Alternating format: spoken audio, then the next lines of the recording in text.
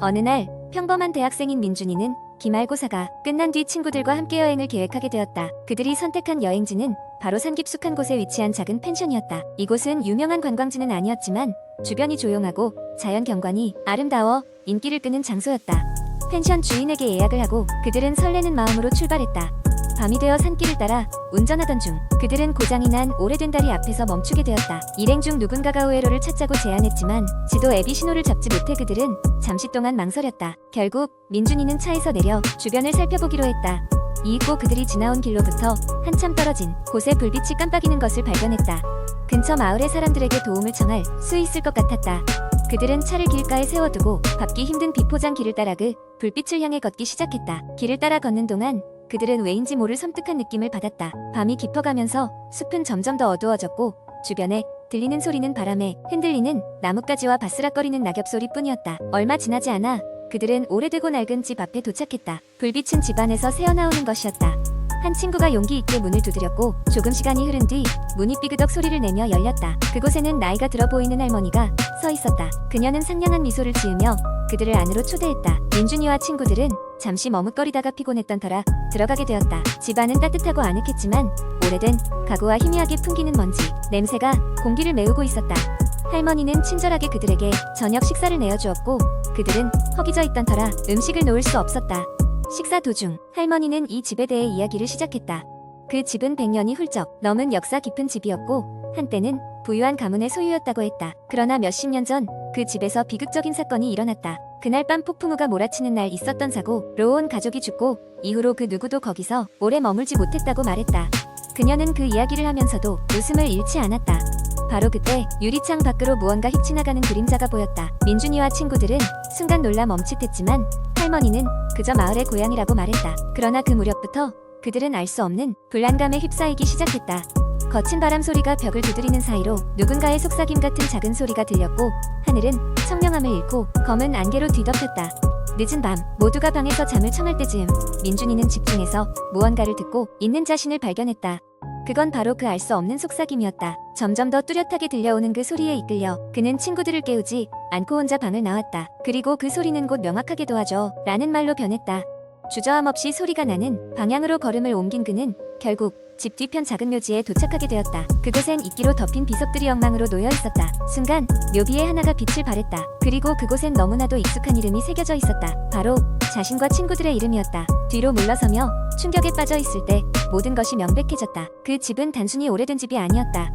비극 속에서 맺힌 영혼들이 자신의 억울한 죽음을 알리기 위해 불러들인 것이었다. 민준이는 즉시 친구들에게 돌아가 이 사실을 알려야 한다고 느꼈다. 하지만 집으로 돌아오자 그들을 맞이한 건 완전히 다른 현실이었다. 이제 폐허가 되어버린 낡은 집 안, 그곳엔 아무도 없었다. 이윽고 그 건물은 유령처럼 사라졌고 민준이는 공허한 산속에 홀로 남게 되었다. 친구들은 흔적도 없이 사라졌고 그는 다시 그들을 볼 수 없었다. 사람들은 그 후로 민준이를 다시는 보지 못했다고 전해진다. 그는 사라진 것처럼 이야기 속에서 그저 전설로 남게 되었다고 한다. 두 번째 이야기, 어느 날 나는 친구들과 함께 작은 시골 마을로 여행을 떠나게 되었다. 이곳은 자연 경관이 아름답고 조용하여 휴식을 취하기에 더없이 좋은 곳이라고 추천받았다. 우리는 오래된 한옥을 빌려 묵기로 했는데 도착했을 때 그곳은 나지막한 산기슭 아래 자리 잡고 있었다. 마을 주민들은 대부분 나이가 지긋한 어르신들이었고 현대적 편의시설은 찾아보기 힘든 소박한 곳이었다. 저녁이 되어 해가 지고 나니 주변은 금세 어두컴컴해졌다. 우리는 밖에 정자에 둘러앉아 커다란 랜턴을 켜고 이야기꽃을 피웠다. 이야기가 무리 익을 즈음 친구 중 한 명이 전형적인 귀신 이야기를 꺼내며 장난스럽게 공포 분위기를 조성하기 시작했다. 그러나 마침 기분 좋게 취기가 오른 우리는 그러한 이야기에도 금방 깔깔대며 웃어넘겼다. 하지만 한 친구가 마을 주민에게 들었다는 이야기를 꺼내자 분위기는 다소 진지해졌다. 그 친구에 따르면 이 마을에는 잊힌 전설 같은 개 하나 있다고 했다. 오래전 이 마을에는 한 여성이 살았는데 그녀는 마을에서 고립된 채 급작스레 생을 마감했다고 한다. 사람들은 그녀가 외로움과 한이로 몹시 괴로워하다가 자살했다고 믿고 있었다. 이후 그녀의 혼은 한이 서려서인지 가끔 이 마을에 나타나 곤란한 일을 일으킨다는 소문이었다.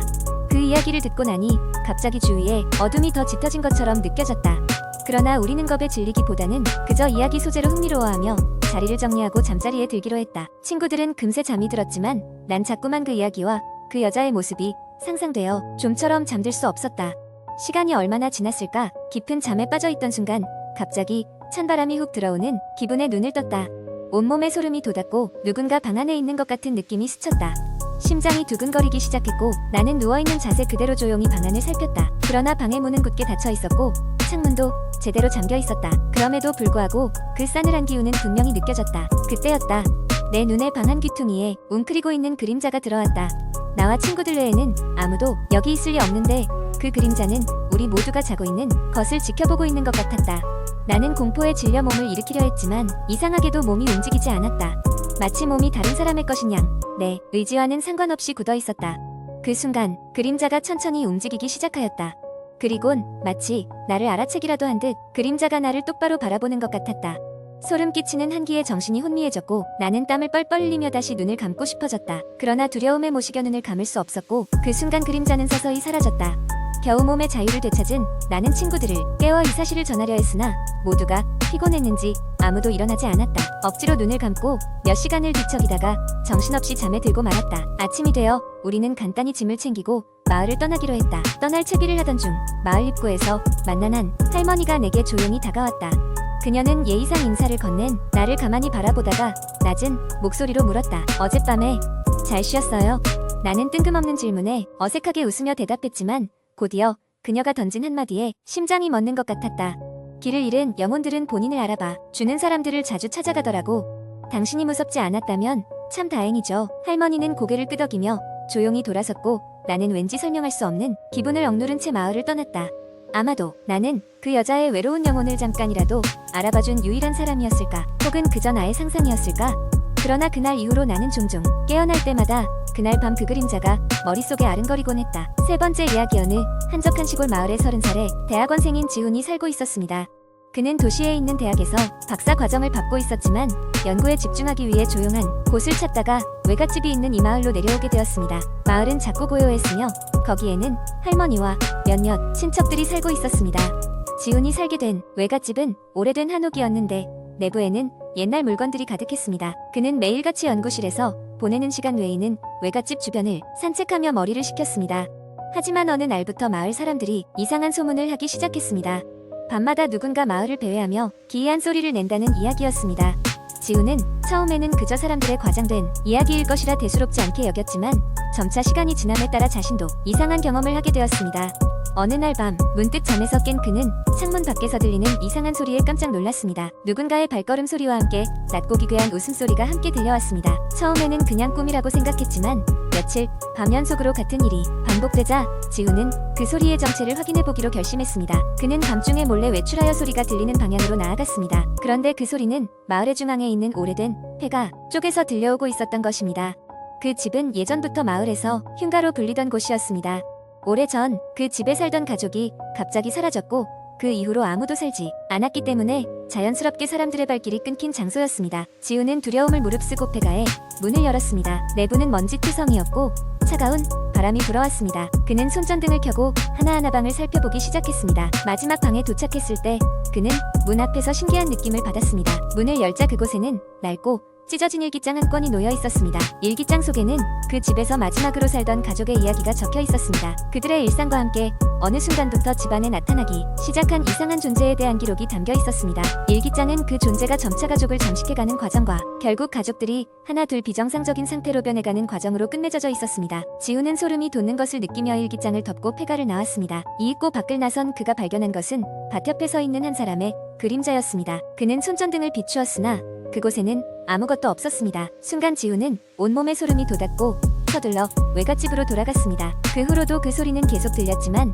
지훈은 두 번 다시 폐가에 가지 않았습니다. 그는 일기장의 존재를 외할머니께 말씀드리기도 했습니다. 할머니는 그 이야기를 듣고 난 후 긴 한숨을 내쉬며 그곳에 대한 이야기를 해주었습니다.